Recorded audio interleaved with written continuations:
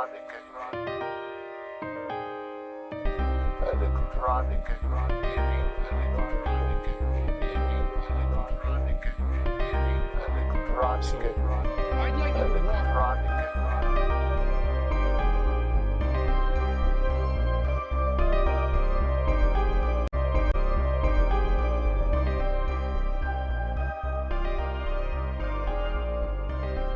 Hey, that guy!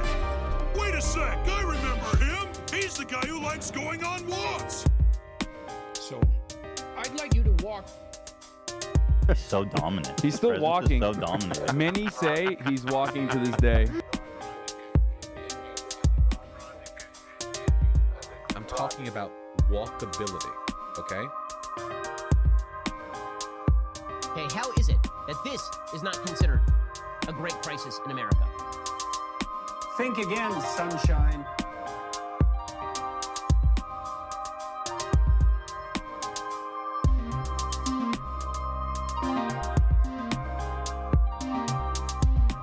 Maybe we're in the metaverse right now. It's just metaverse is all the way down.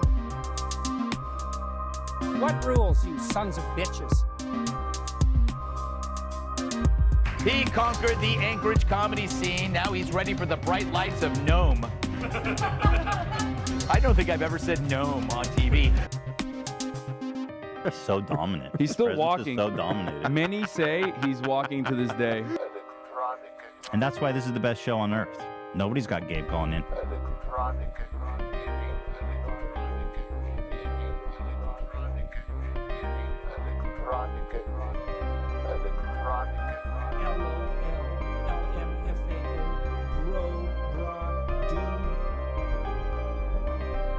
I dreamed I saw my maternal grandmother sitting by the. I dreamed I saw my maternal grandmother sitting by the bank of the swimming pool.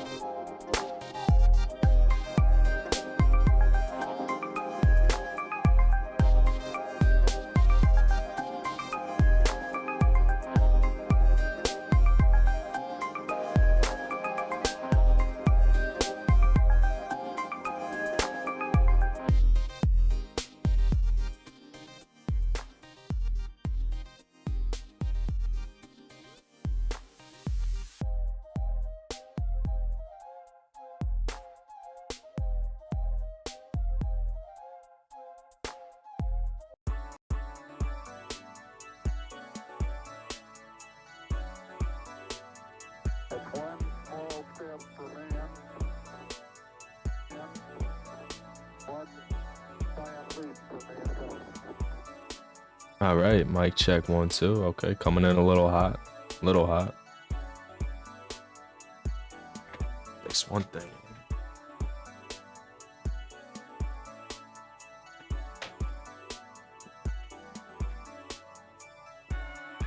All right. There we go. Oh, still a little hot, a little hot. Okay. That looks better. I feel rusty at this.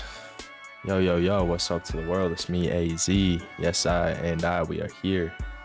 The first YouTube stream. First stream back in a long time.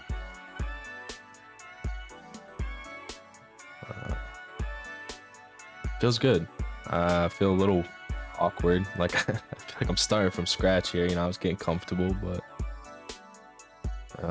let's give it a go anyways. I think everything's working. Had to do a bunch of setup to get everything reconfigured for YouTube. Working with a little different setup here. I think I'm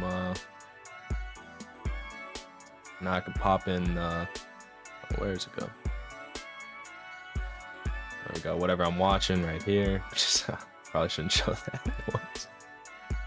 Alright, nobody's watching.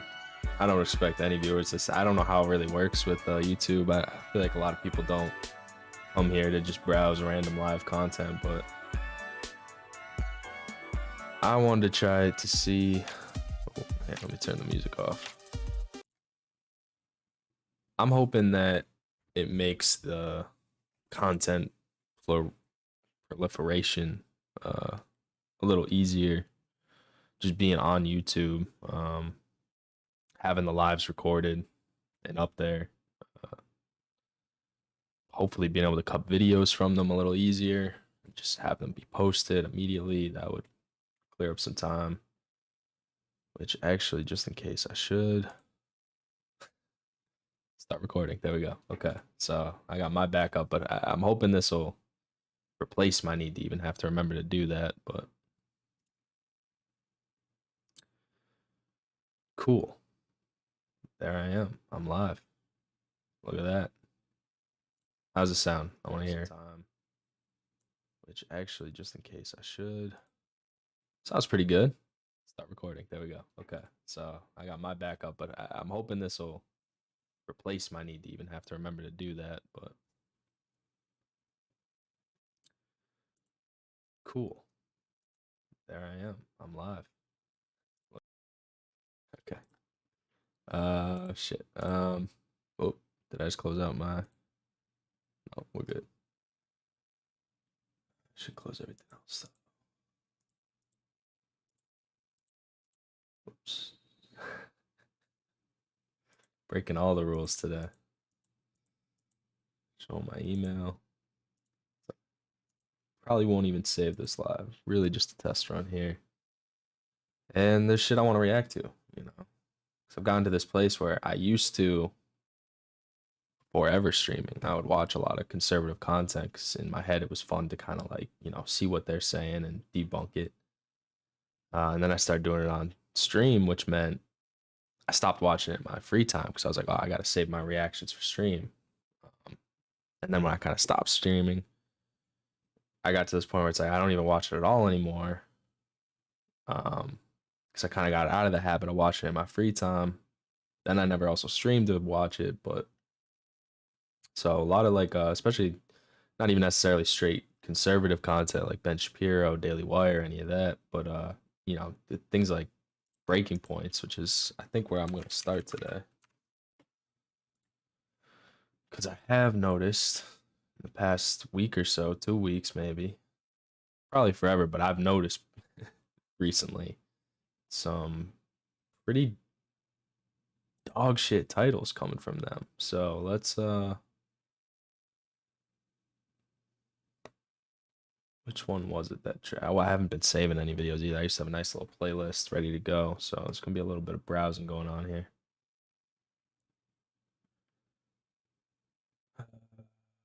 Silicon Valley bank fails. I actually don't know anything about that. I saw some shit on Twitter.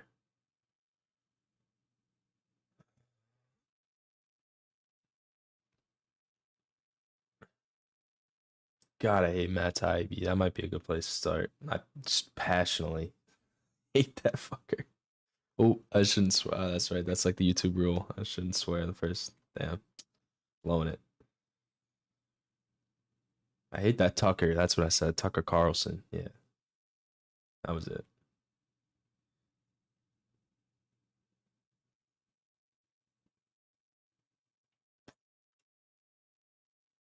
Breaking points part.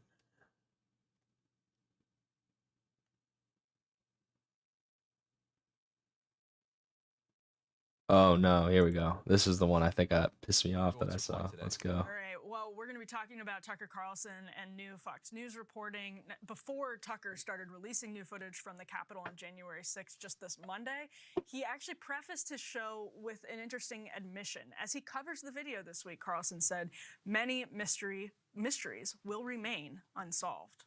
And in fact, there were many examples of behavior we saw in those tapes that didn't. This whole story reeks to me. I don't understand how we've gotten to this point. It really, it's gone beyond parody with what he's showing. Like I know I saw someone was like, here's footage of John F. Kennedy, safely driving through Texas. He was never actually assassinated, as you can see from this video before he was shot. Like, it's insane that the dialogue right now on the conservative side is that because these people who broke into the Capitol didn't have a plan and got in there kind of like a dog chasing a car and catching it and just didn't know what the fuck to do and weren't being shot at overtly, for better or worse.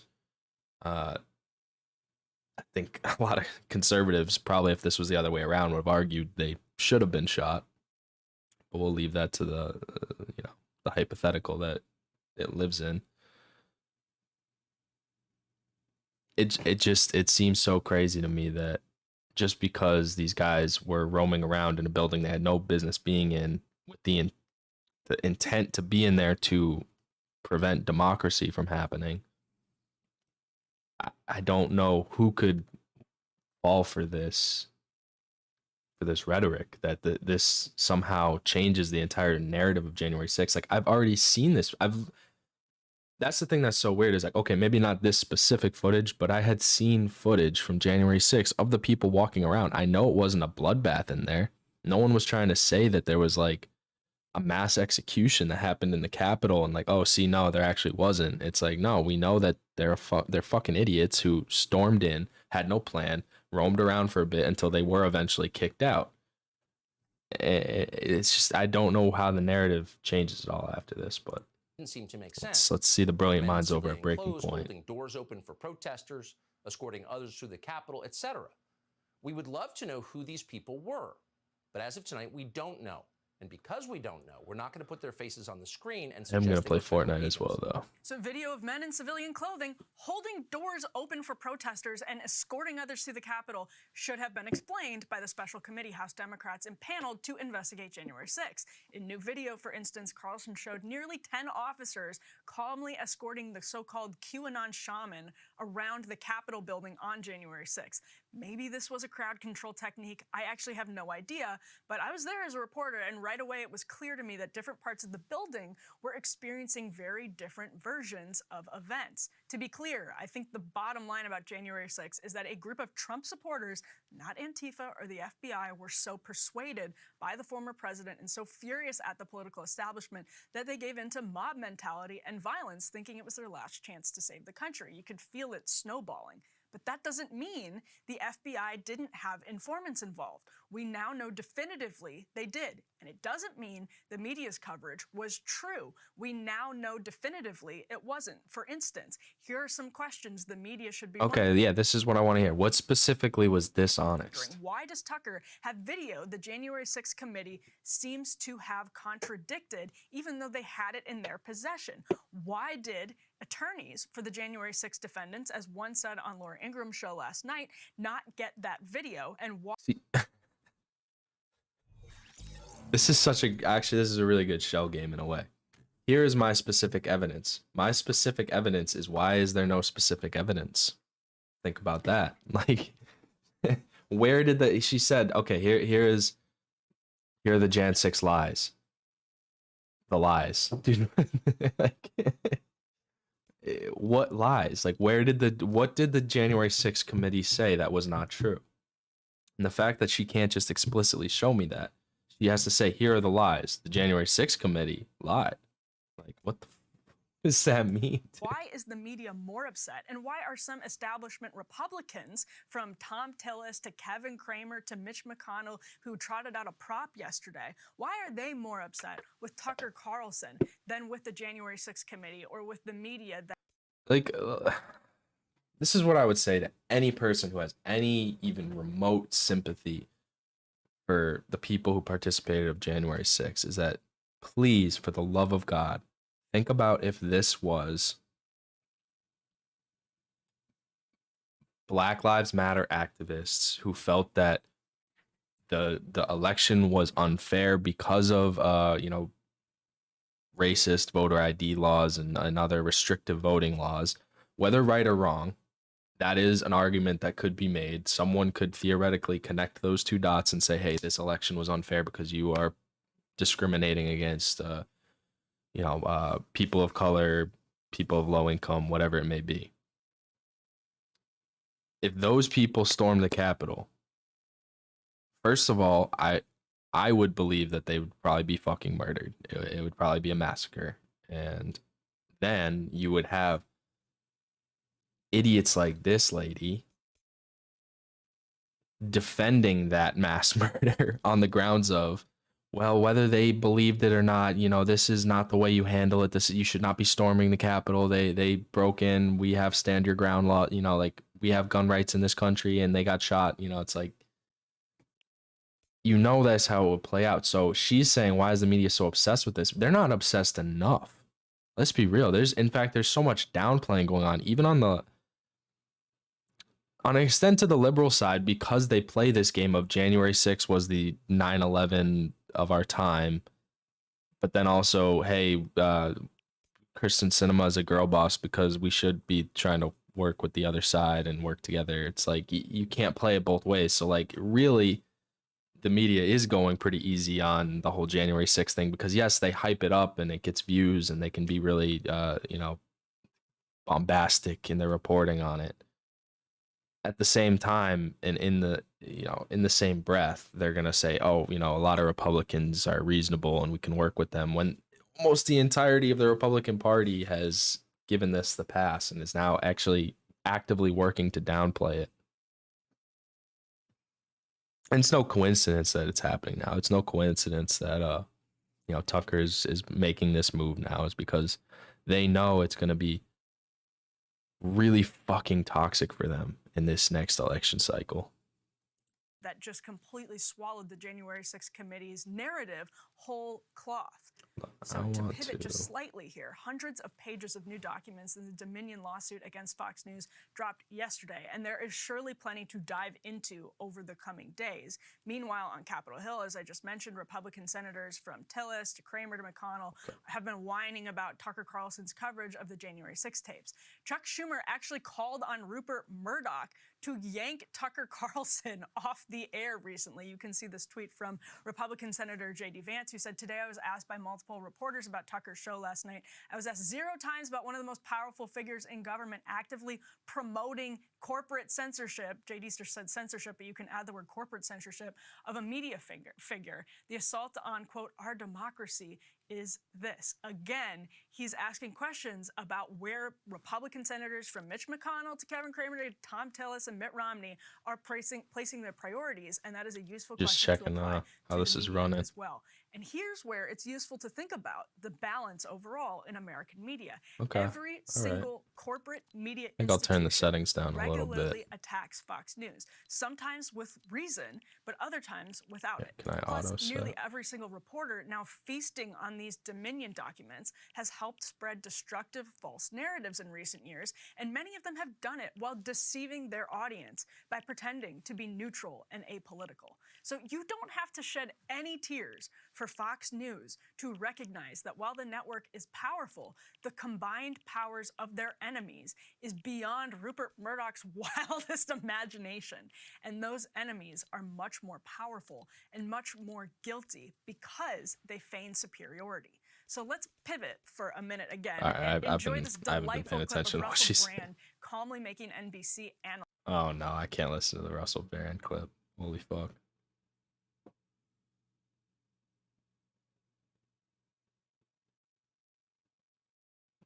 Hold up.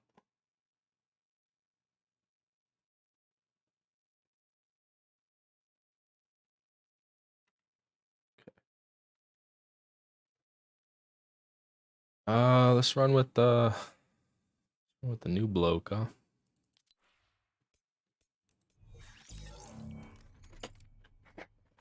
All right, we'll do the Russell Brand clip. John Fuck it. Hallman looked foolish from last Friday's edition of Real Time. Oh man, this fucking guy. John, I've not known you long, but I love you already. But I have to say that it's disingenuous to claim that the biases that are exhibited on Fox News are any different from the biases exhibited on MSNBC. It's difficult to suggest that these corporations operate as anything other than mouthpieces for their affiliate owners in BlackRock and Vanguard. Yeah, who are you a mouthpiece for, Russell? Embrace. And also, mate, like just spiritually, if I may use that word.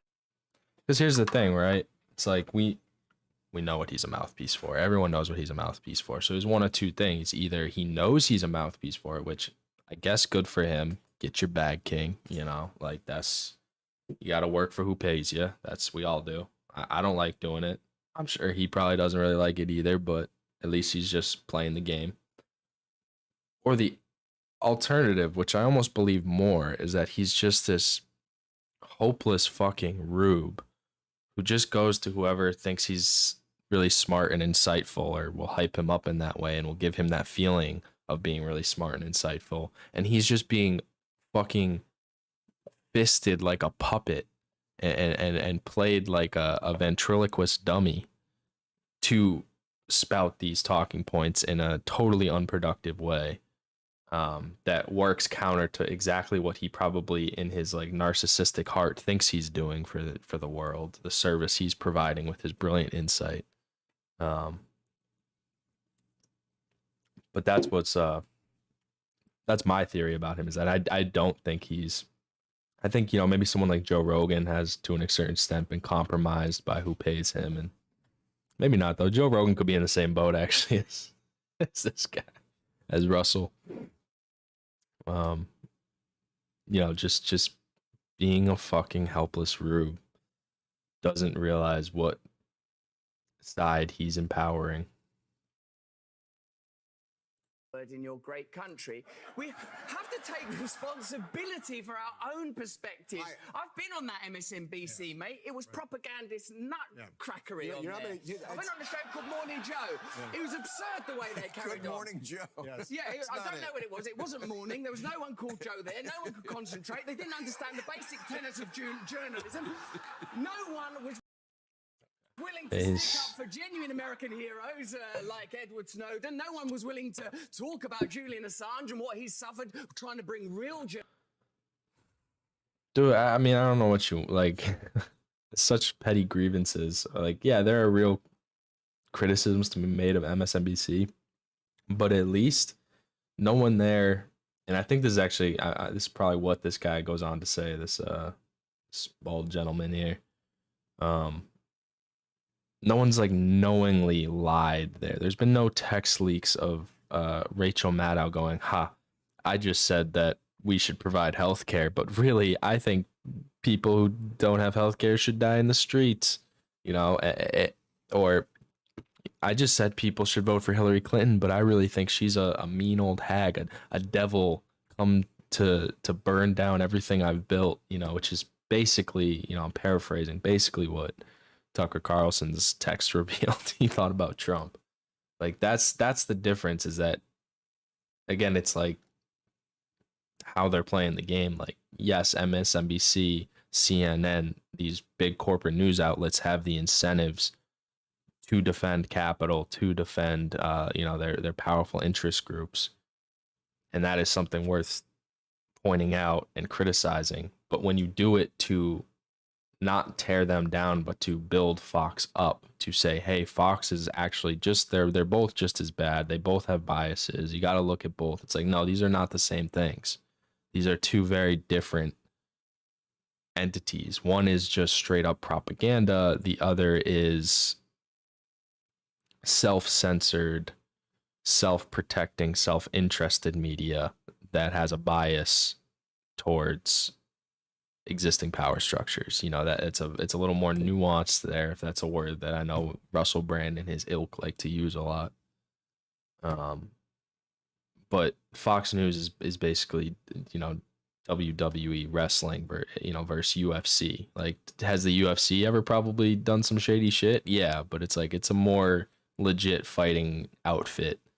Where there are real athletes competing, versus WWE, which is like just a big show for pure entertainment. It's not even trying to pretend that it's a legitimate fighting outfit. That's, I think, the best analogy I can make between the two. Like, the faults of one are not the faults of the other, because they're just two different intentions behind them. Journalism to the American people, and I think to sit within the let's get a game going. MSNBC throwing rocks at Fox News is ludicrous. Make MSNBC better. Make MSNBC great again. Make MSNBC great again. Make the entire media great again, maybe. Brian's point came amid a discussion on the show of recent legal... This poor lady, dude. She's got bullied one too many times, man. You hate to see it. Disclosures that are showing certain hosts and executives at Fox News were unhappy with other people in the network's coverage of genuine disinformation about the 2020 election. Since I've written this script that I'm reading now, we're getting even more from the Dominion documents. But as he was being criticized for misrepresenting facts, John Heilman then misrepresented the facts about the Fox lawsuit, but that's neither here nor there. My only... You know what? I want something a little lighter, something I can just roll with. I saw this earlier. Kind of got faith. I very often heavily disagree with this creator. I do like his content. He's very fun to watch, I think. I like his commentary. I like his style of commentary. I disagree with the content of it very often. So I just saw this drop today, 2 hours ago, in fact. Current state of the MCU.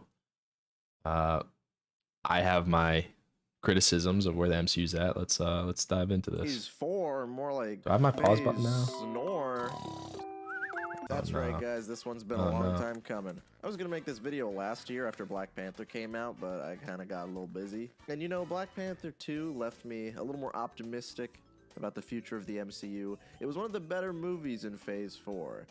But then the movies got bad again. So here we go, it's rant time. I'm going to talk about the current state of the MCU and how I think that things should change pretty soon. No. I don't see people sticking around for much longer.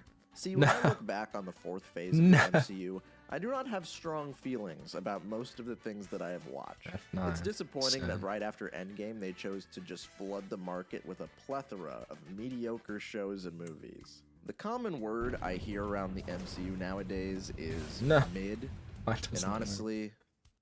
I hate that. Alright, whatever. Yes. I think it's... Why? Probably the most... Oh, you bitch. Accurate use of that word. Because mid doesn't really mean bad, it just means mediocre, middle of the road. And yeah, the recent MCU entries usually aren't horrible.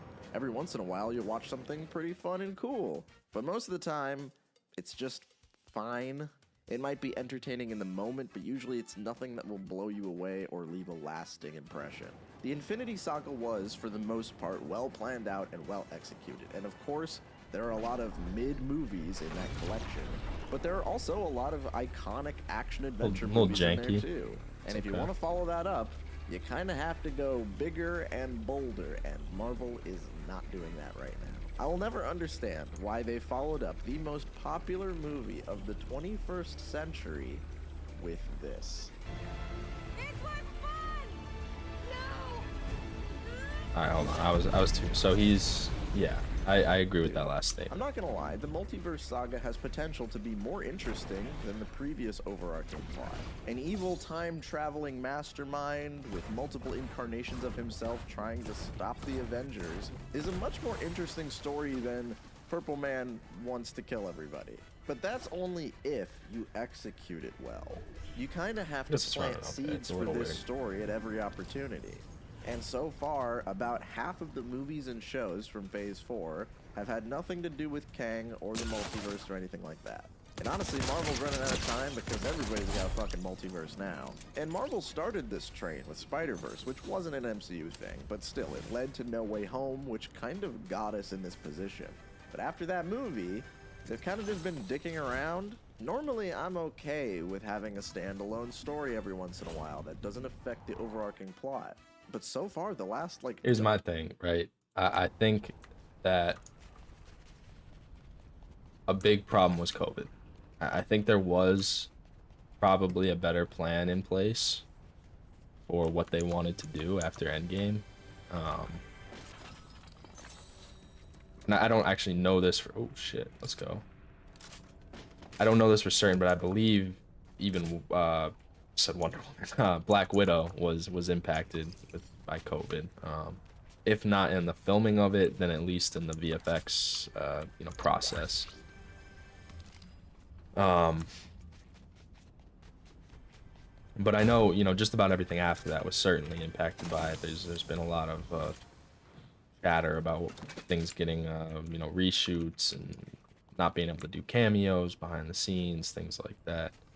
And I think that's unfortunate. I'm glad. What would have been a real tragedy is like if COVID had struck before the end of the Infinity Saga. The fact that we got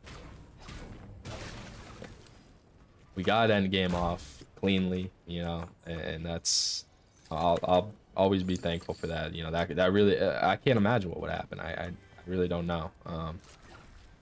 Would have kind of ruined it, Especially if we had never even gotten Infinity War, that would have been a real tragedy, real loss to the world. But I do think that they made some missteps.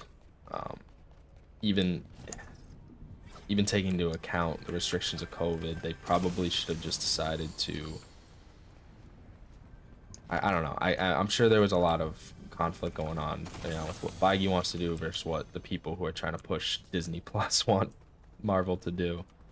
And that tension is not very hospitable to creativity. So I don't know if that gives them a pass or not. For me, I think it could be worse, I guess. I think they did manage to get off some cool things even with COVID. I think a lot of people would agree. Even WandaVision, pretty cool.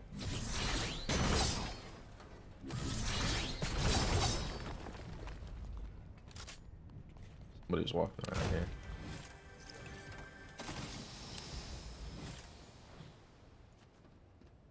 Where you at, youngin'?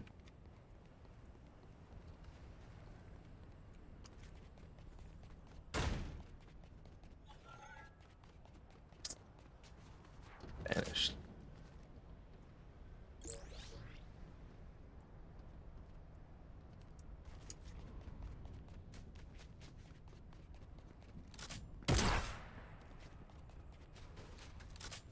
Got the bot.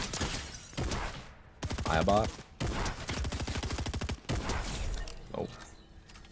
Almost had bot aim there.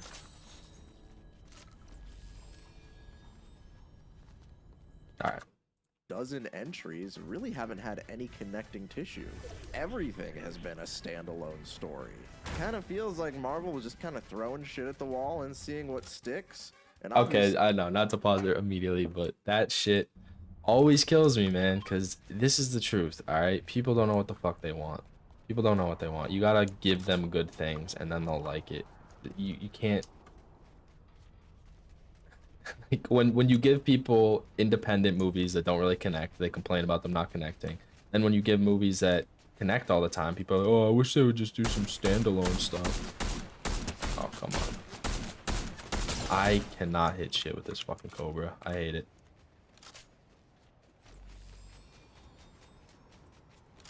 Oh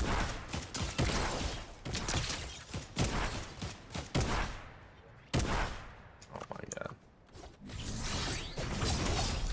Thank you.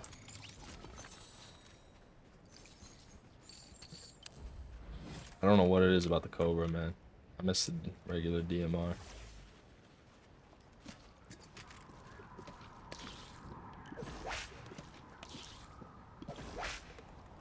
I fall on the side of I want to see things interconnected. I know it's hard, but that's what makes it cool.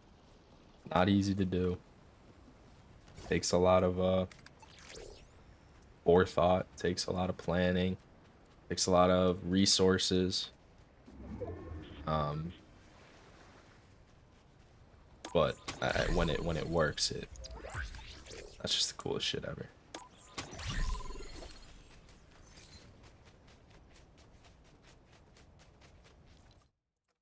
The thing that everybody thought would be popular was the most popular entry.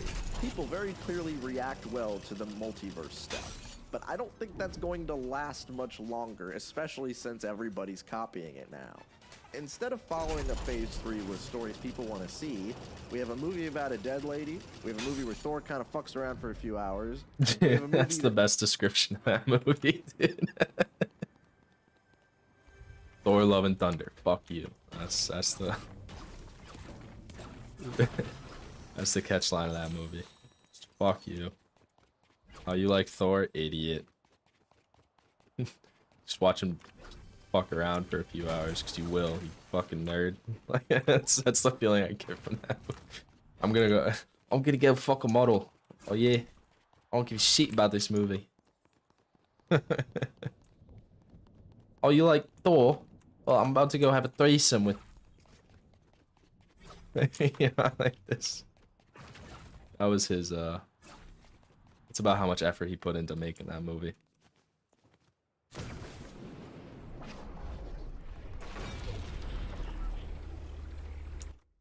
That tries to introduce a bunch of characters that have no personality, a movie so bad that Marvel's basically pretending it never happened. Gee, that's a nice multiverse saga, but tell me, how does Cersei the Eternal fit into all of this? That movie ends in probably the funniest way, with her getting kidnapped by a giant space god. And it's just crazy that not a single character in the Marvel Cinematic Universe has brought up the fact that this shit happened. Like, is that just sitting there forever? No one's ever gonna talk about it or bring it up? And you know, I kind of understand the problem to a certain degree. How do you follow up the biggest blockbuster of all time when half of your original Jesus, dude, what are these drops I'm getting? We got 2 dead people, Joe Biden, and a couple of guys who don't seem like they really want to be in these movies anymore. Yo, alright. Those are valid questions, right? And that is a blunder that they made. You know, you put yourself in a tough position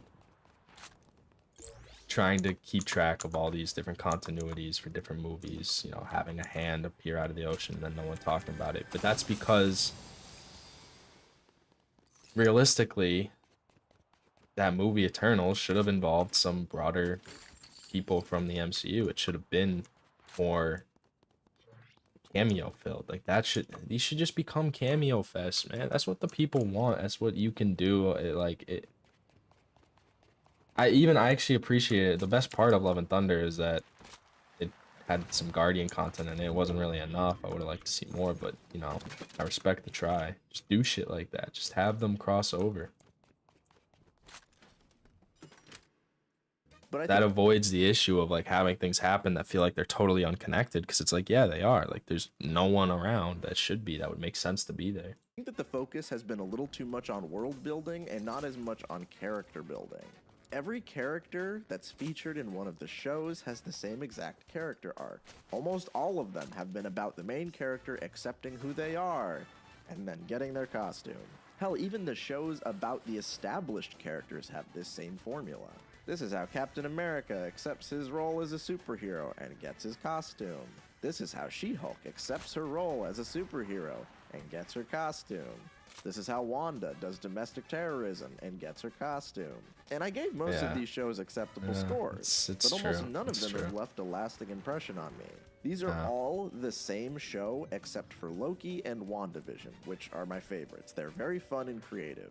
And Loki honestly, sucked. if I had to pick one thing from Phase 4, I think Loki overall stands as the best project. Did I just run back the to thing where that I was? I think is did. I'm not legitimately even paying good, attention. and I've grown to appreciate more as time goes on. Because this is what I want more of. Flesh out a character that we actually care about. Give us creative concepts. Introduce new characters that are really likable. And do all of that in a way that matters in the overarching plot that you're trying to establish. I never thought in a million years that the Loki spin-off show would be one of my favorite MCU entries, but whatever. I'm at the point where I would have enjoyed more if they made less movies and less shows and just worked extra hard on the ones that they put out. Because not only has the storytelling taken a hit, but the movies and shows just look worse now too. They've been working their artists to the bone to meet these insane deadlines, and it shows in the final product. Every aspect of these projects feels rushed. The storytelling is aimless and only works to set up individual sequels. The character development is in service of eventually shoving these characters onto the same team in the future. And the visuals are dookie because we gotta pump out 7 projects in a year. I don't think the when visuals Endgame are that came bad. out I that think wouldn't people have been are upset if the MCU jaded took a break these for days. a while, and I think most people would have been fine with that too. But instead, we got the exact opposite. It's definitely a case of quantity over quality. And luckily, I think Marvel knows that now. The lukewarm overall reception of Phase 4 I should have has known that everyone was definitely going to caught close their in on me. eye. They recently stated that they're going to be pushing back a lot of shows and movies that were planned for this year. It's no surprise that all of the shows that nobody cared about have been postponed to further notice, which I am so thankful for, because I really could not muster up any excitement for the Echo spin-off show. And the thing is, I complain so much because I like the MCU.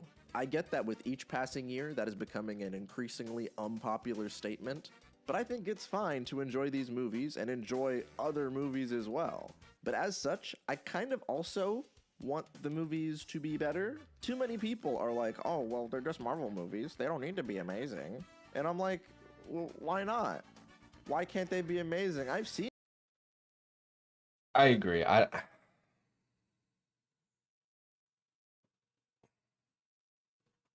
You just got to make good things. We know what good things are. People know what's a good movie. People can want, I guess I don't understand movie like Love and Thunder is the best example, right? I just don't understand like how that movie got greenlit in the state it was in. I mean, it's just so bad, and there's nothing going on. You're not building towards anything interesting. Just don't get it, and getting back to that point that people don't know what the fuck they want. It's like when you do make those bad movies, people start to think it's like, oh, well, I'm getting sick of Marvel. It's like,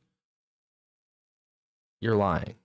You're lying. If you at all like anything Marvel, even remotely, you like it because it was good, and it was undeniably good. Because if you're on that fence where you're like, okay, well, I like this one thing, but I hate everything Marvel, I think I'm getting tired of it. It's like, well, no, I love it regardless of the quality, but you haven't seen anything that's like legitimately like, wow, I can't criticize this. And obviously that's something that's a little hard to hit in terms of quality, but you can strive for it more. You can at least take a shot at it. And that's how I feel about Doctor Strange, MOM, and Quantumania, is that, are they perfect, uncritically unable to criticize movies. No, there's definitely legitimate criticisms people can have. I think that it attempted to be interesting enough and it attempted to be fun enough that they're still valuable and that I still enjoyed them personally. But I know they're not perfect films, and again, it's that intention behind it. Are you at least striving to make that perfect film? Are you striving to do something really cool and really different, something that is unable to be criticized? Those movies I felt had it. Love and Thunder felt like didn't even feel like it was trying to be one of those movies. Didn't even feel like it was trying to do anything meaningful at all. It just felt like Thor fucking around. So that's my take. I don't think people are getting sick of the MCU. I don't think they're just too cool. I'm sorry. Like, you're wrong if you think the MCU is not sustainable for 100 years. There are so many goddamn stories in the MCU, so many that have value because of their cultural significance, that yes, you could tell these stories with other characters, with non-Marvel characters, but they just have that bigger impact, that bigger cultural relevancy when they involve these characters. So why not involve these characters? And my thinking is, all this multiverse stuff, I think it will end in a space where we kind of reset.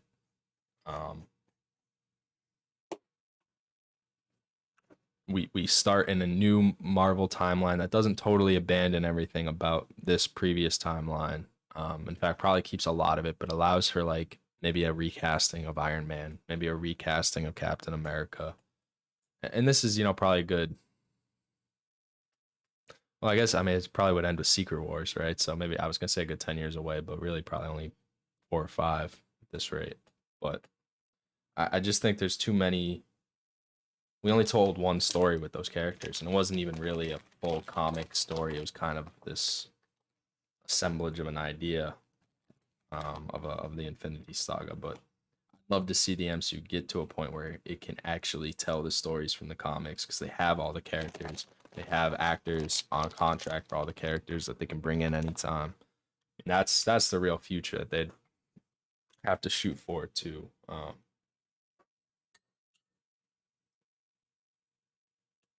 To be sustainable, because I do think, they get too comfy, they could burn out, and people could get sick of it because the quality could drop so low, and they dig themselves into too many holes, or I don't know.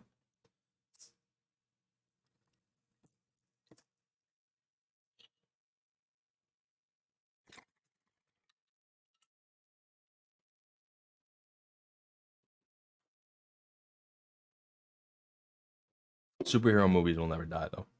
The MCU could die, but they're gonna keep making superhero movies forever. It's where the creatives go, and it's where the right stories are being told.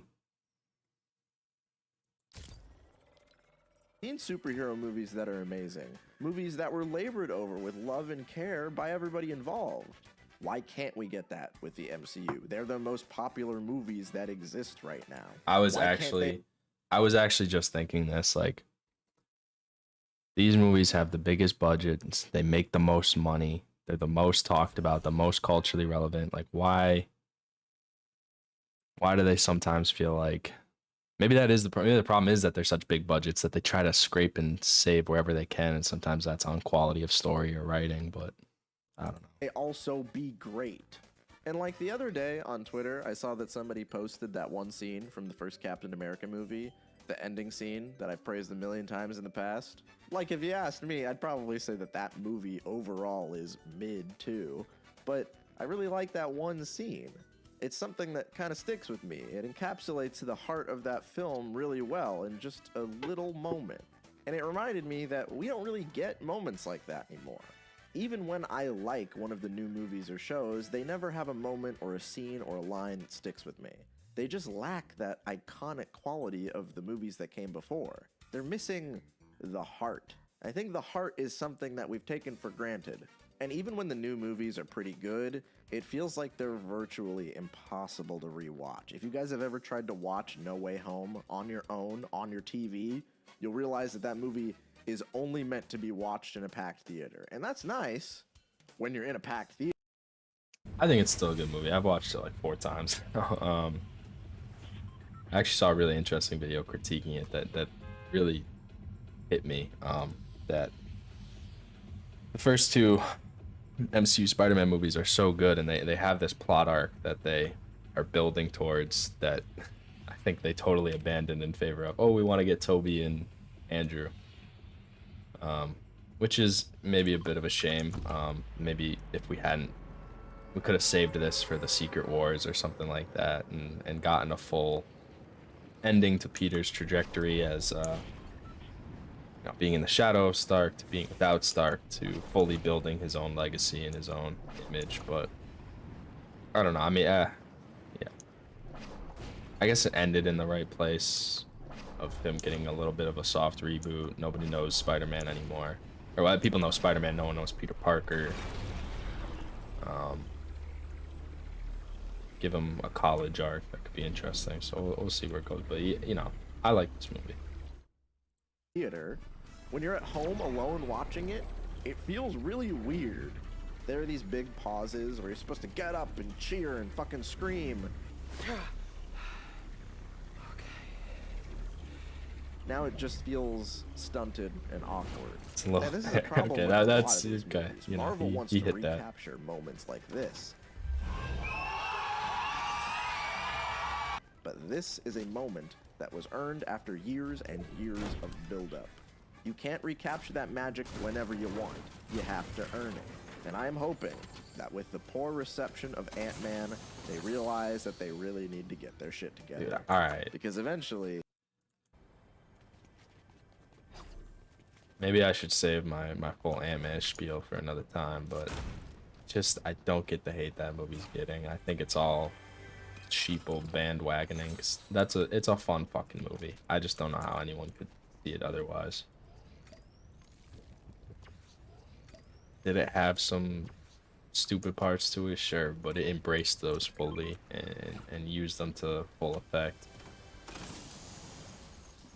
And I think it's ballsy to introduce your, well, not fully introduce, but you know, he was introduced in Loki, but to introduce him in the form we're really gonna see him going forward, with your weirdest, most off-brand character. I respect that kind of ballsy move. I think they pulled it off. I think Paul Rudd pulled it off. I think he's really good as Ant-Man. And I thought it had strong themes too, and I thought it had heart. That was, you know, it had heart. In the sense that there was a strong through line to it of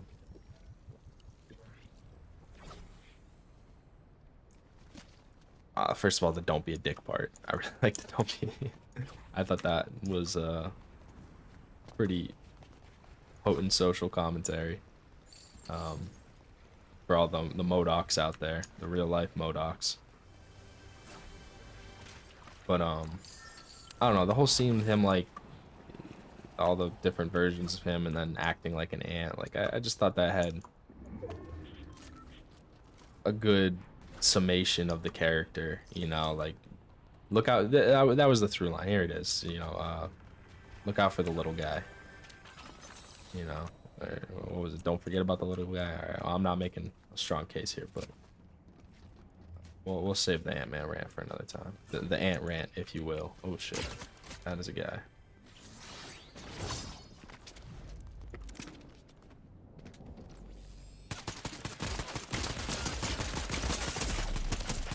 Alright, I suck.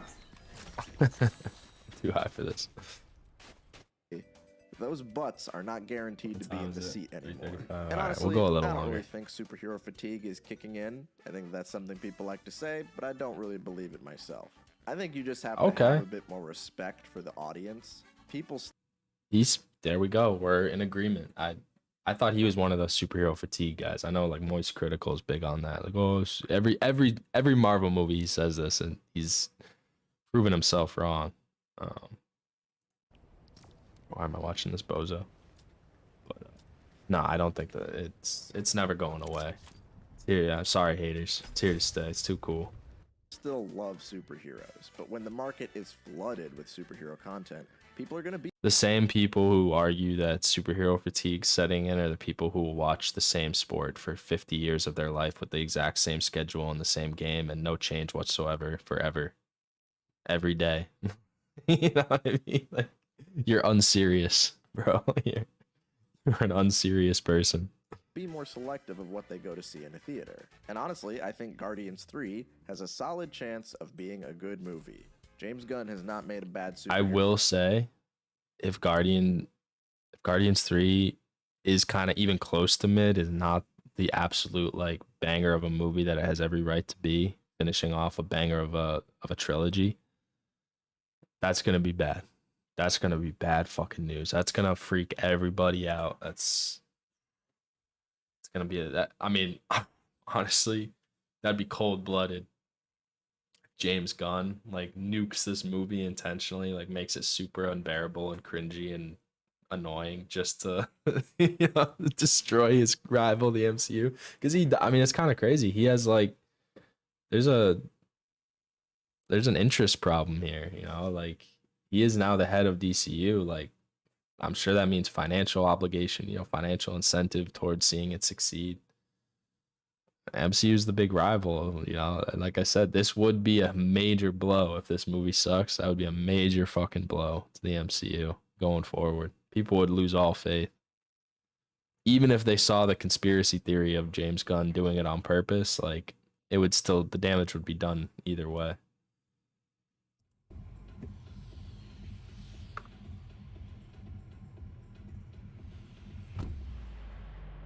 I'll play this game and I'm gonna call it a movie yet. It'd be really weird if that one was the first one. If that movie's good, I think it will remind people what a legitimately good Marvel movie feels like. But if it sucks, I think that that's gonna kind of kill the MCU for a lot of people. And if the new Fantastic Four movie is bad, I will rip my own head off.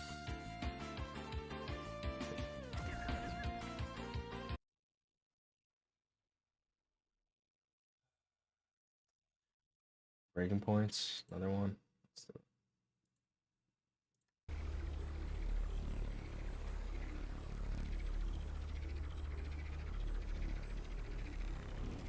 First, I get a weapon.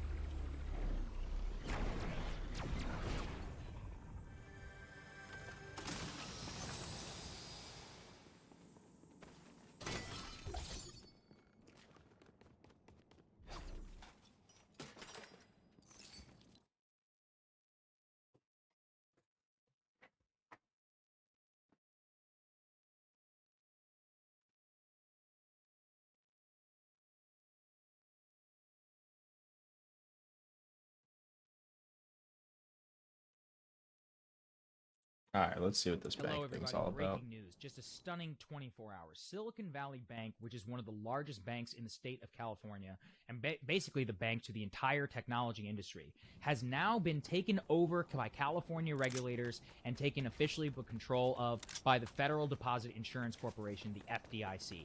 They have nearly $175 billion with the B in customer deposits, now under control of the FDIC. This is the first bank to fail since the 2008 financial crisis, and the contagion and the worry for so much of this is absolutely huge right now. So let me take a step back and explain. First of all, this is going to be a huge test for the Dodd-Frank bill, for the stress test, for all of the so-called contingencies that regulators put into place after the latest financial crisis. Now, a lot of you are probably wondering, what the hell is going on? Why is this bank even failing? All right, so let's take a step back. Bloomberg actually did a pretty good job. Let's go ahead and put this up there on the screen. Number one, what is the Silicon Valley Bank? So, Silicon Valley Bank, as I said, it's a big deal in the U.S. technology scene. It's a publicly traded bank which is specifically focused on serving Silicon Valley and the tech startups. It does business, quote, with nearly half of all U.S. venture capital-backed startups. 44% of U.S. venture-backed tech and healthcare companies that went public just last year. It lists people like Shopify, Andreessen Horowitz, CrowdStrike, some of the biggest names in the tech industry as its clients. So what the hell is going on? Okay, so the bank, it's based out of Santa Clara, California. It announced yesterday that it had sold $21 billion of securities from its portfolio and said that it had $2.25 billion share sale to shore up its finances. That was prompted by the highest deposit outflow at the bank because obviously there's a huge downturn right now in the startup industry. So what happened? That unnerved a bunch of people who had a bunch of money inside the bank, including Peter Thiel's Founders Fund, Coatue Management, Union Square Ventures, some of the biggest names in the tech industry. They instructed their portfolio businesses to limit exposure and pull their cash from the bank. So that is what initially started the actual bank run that happened here. Now, as Bloomberg explains, quote, is it an isolated incident? Well, all U.S. lenders parked a chunk of their money in treasuries and other bonds that dropped in value last year because of the rapid rate hikes. But Silicon Valley Bank actually took it to a different level. Its investment portfolio went for treasuries up to 57% of its total assets. There is not a single other major bank in the United States that went above 42%. So their exposure to higher rates made it much more difficult. Quote, while higher rates have made all banks fret about depositors going elsewhere, most lenders have broad customer bases spread amongst individuals and companies. But Silicon Valley Bank specifically grew because of its focus on tech startups. So whenever your exposure to a highly exposed industry and you're almost 100% the banker for that entire industry, well, that has what's caused the failure here and the bank run, and now I cannot believe I'm sitting here watching a major U.S. bank in receivership in the year. It's absolutely, completely crazy. So the other thing is that this also coincided with the shutdown of something called Silvergate Capital Corp. Now, at Silvergate, the problem was a run on deposits that began last year when cryptocurrency ventures had to withdraw a ton of cash to weather the collapse of the FTX digital asset exchange. This is Bloomberg again. But the problem is that the withdrawals are forcing asset sales that locked in losses, like with Silicon Valley Bank, like with Silvergate, and with a bunch of other people who are drawing down on all of their assets. Now, the real thing is, how the hell does a bank collapse in just 24 hours? So right now, there's been a big concern about the impact of rising rates. Obviously, we've talked about it here, about how it can induce a recession, and specifically, what exactly has happened is that the FDIC actually said in March that paper losses, quote, meaningfully reduce the reported equity capital of the entire banking industry. But the chief financial officer of Silicon Valley Bank told investors, quote, there wasn't any desire for a wholesale change in the bank's available for sale portfolio. And of course, that all changed literally this month, which is what triggers the actual bank.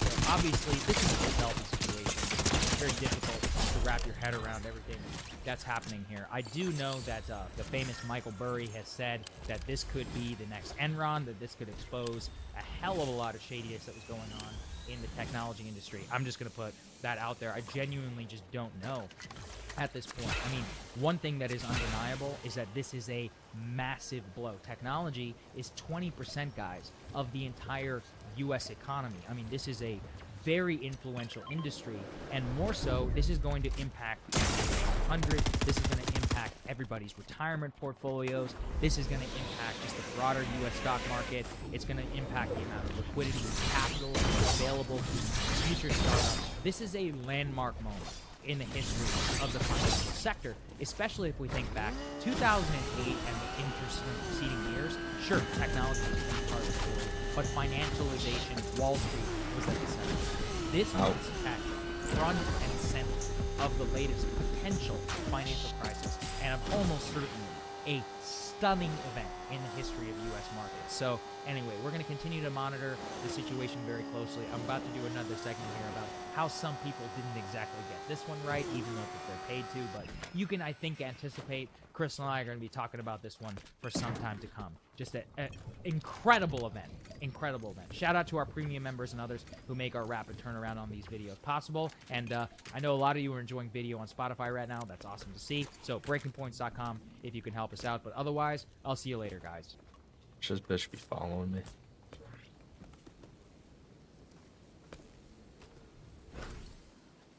So Chris Rock is doing a stand-up special. To my knowledge.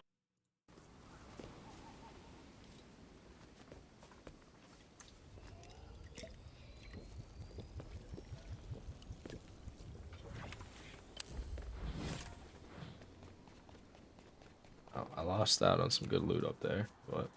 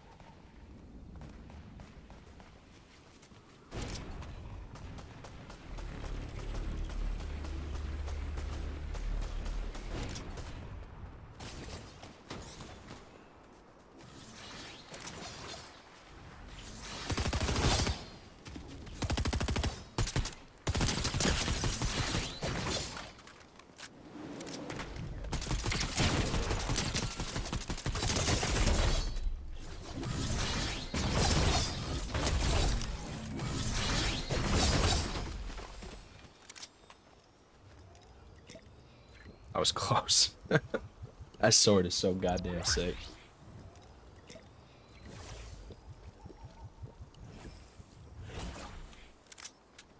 Okay, no health. It's alright, we're chilling, we're chilling.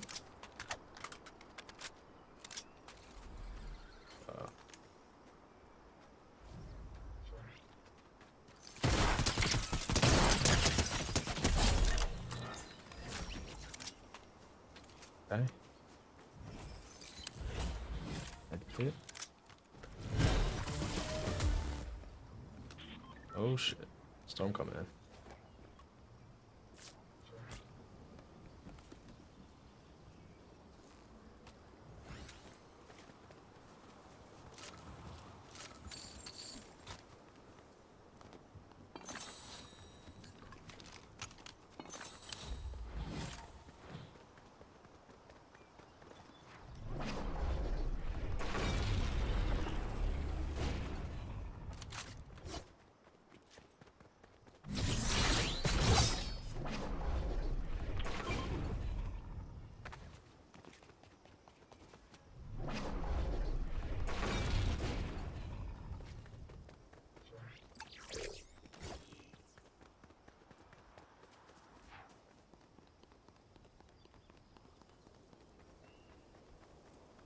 Looked like the dirt bike for a second there. I got a little excited.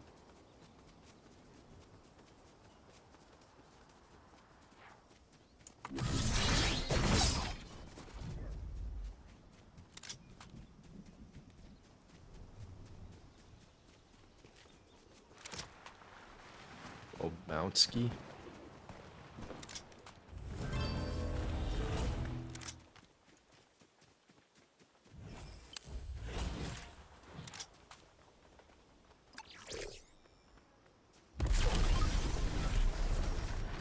Sniper just in case.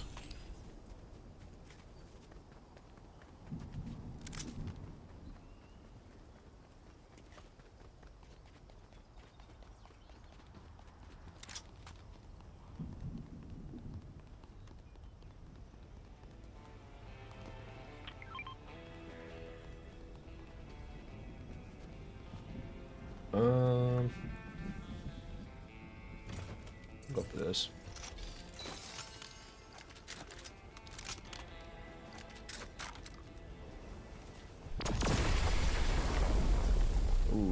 Boot Island. Bucket.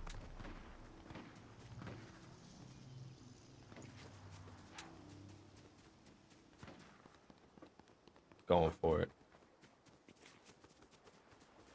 Oh shit, there's like nobody left.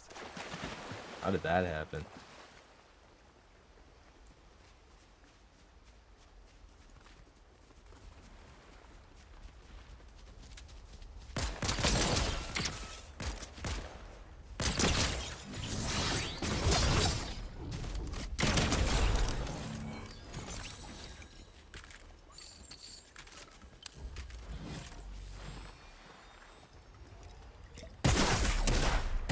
You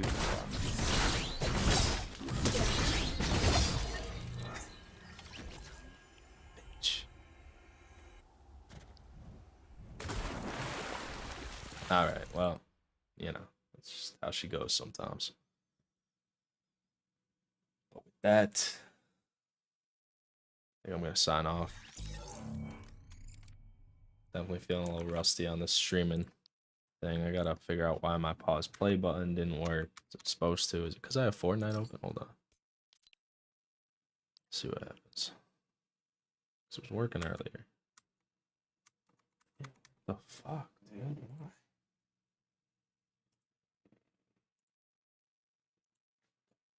Acknowledge this is like the first time or one of the first times. Is it because I have this? I'm gonna end the stream.